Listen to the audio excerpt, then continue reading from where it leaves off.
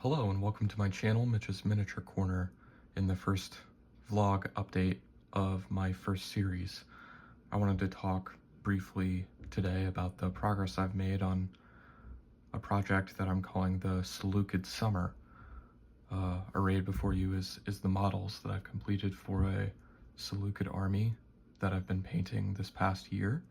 Several years ago I painted the first division of the phalanx that I wanted to have for a full Seleucid army that could be played in anywhere from the founder Seleucus to Antiochus III or IV.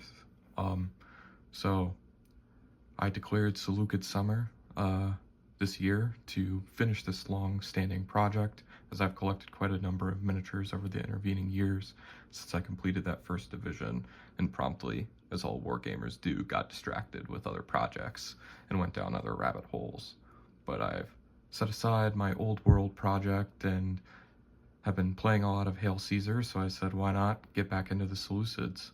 So in the back there is 2 units that I've painted already this year and a couple that I painted in the last month, and then what I'm currently working on, which is this war elephant here. This will bring my total of war elephants up to 3, and I think that's going to be a good number for the army as it stands. And yeah, I got one over here with no howdah. It's more of an Indian, in the Indian style.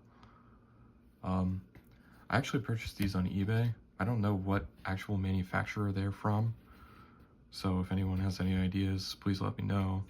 But they're pretty decent. They're 25 mil, so they're a bit smaller than ones from like Victrix or Agama miniatures, but they're serviceable. They look fine. I painted this group of light troops back here as well, and another group of the phalanx. Bring those up for you. I like how these kind of turned out, and I got this this base ready sand mix from AK Interactive at Adepticon. I think it's my favorite basing mix so far. I used to use the sand mix from Citadel to base the first few miniatures I did, first units I did from this army, this Armageddon Dust. It looked convincing for the time, but now that I've seen the AK stuff, I think the AK stuff looks the best to give models that sort of sand feel. And it just covers nice, it has a nice texture, and it looks more convincing to me as sand. I probably need to put like some sort of wash over it to give it more definition, but I think it looks fine. It's serviceable, it's quick, and it doesn't get everywhere. Because when I did this light unit, these Victrix Greek light infantry, I used Luke's APS base ready, and it looks very realistic. The problem is it schluffs off their bases pretty quickly and gets everywhere. I just use regular PVA, and I try to seal it with Luke's sealant of PVA and isopropyl or water or whatever that mixture is, but I still just can't seem to get it to stick to these MDF bases. It just keeps falling off and getting everywhere, and it just becomes a mess. The wife hates it. So, and I don't really like it either. I mean, it looks beautiful, but if it's only gonna be on the models for a brief period of time, then it's kind of like, what's the point?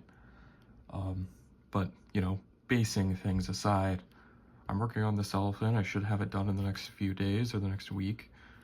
I just completed the scythe chariot. I need to do some repairs to it though. The whip that the charioteer is holding snapped off in his hand when I was painting it.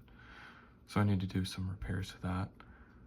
I find it ironic. I have an old book, artwork of the Seleucid Empire. I think it's by Angus McBride, and I must have internalized his artwork because I got through painting this and I was looking back at that book for reference, and it was exactly in the style of that piece of artwork, the red chariot with the gold trim, the gold horses. So I just thought that was kind of funny that ended up being that way. But yeah, I have a pretty simple painting style. I've been trying to use more of the contrast paints or the Army Painter speed paints to paint things. I'm definitely going to go back in and repaint this. I'm very unhappy with how that looks.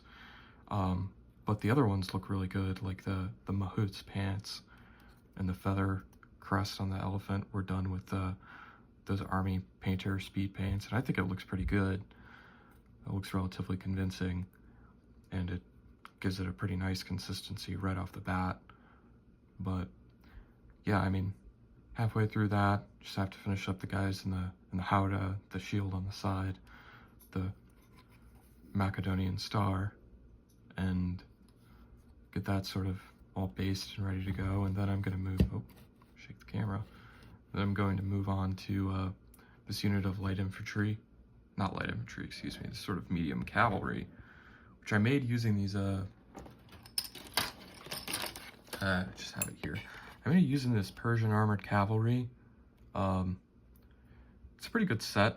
I just kind of used these as a base and added some more Hellenistic bits to them to kind of give them sort of that auxiliary feel for the Seleucid Empire. Just kind of like Iranian or Syrian levy cav, you know, Medes that would have served in the army and called up in times of need or service, and or even just Greek citizens adopting more Eastern customs of dress.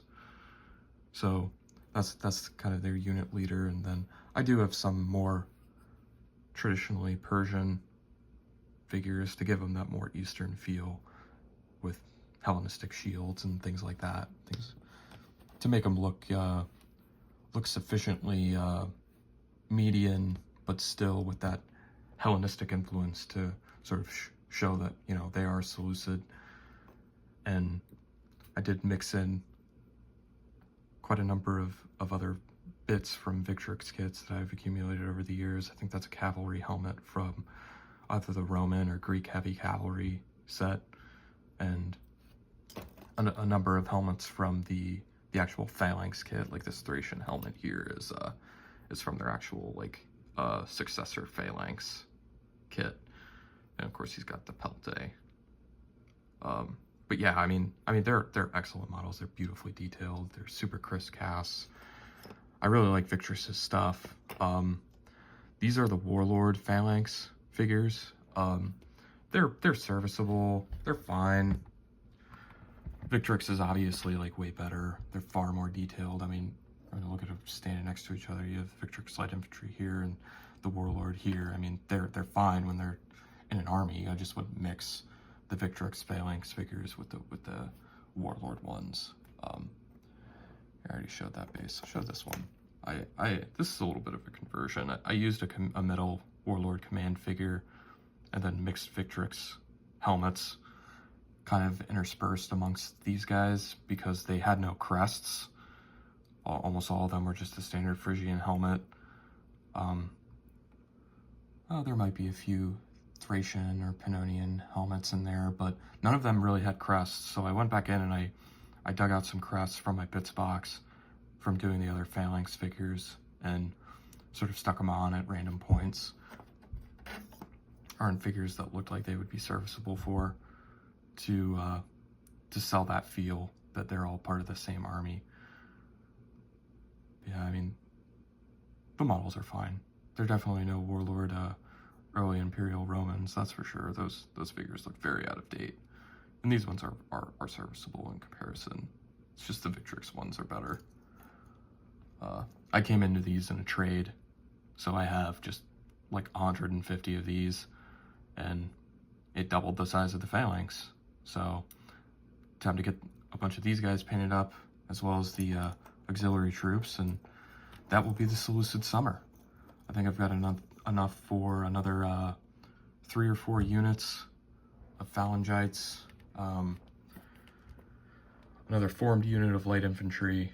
The elephant will complete my elephants. I only have this chariot, the cav. I got some horse archers, and just a bunch of phalanx to go. It should be an exciting summer, so if you keep up with the channel, keep following the process as it goes, I hope to, by September, be able to just have the full army done and do a showcase, but you'll see me showcasing things that I have completed as they go. I guess that's all for now. I've rambled on for a more than sufficient amount of time. I hope some of you guys have found this interesting, and I'll see you in the next one. Bye.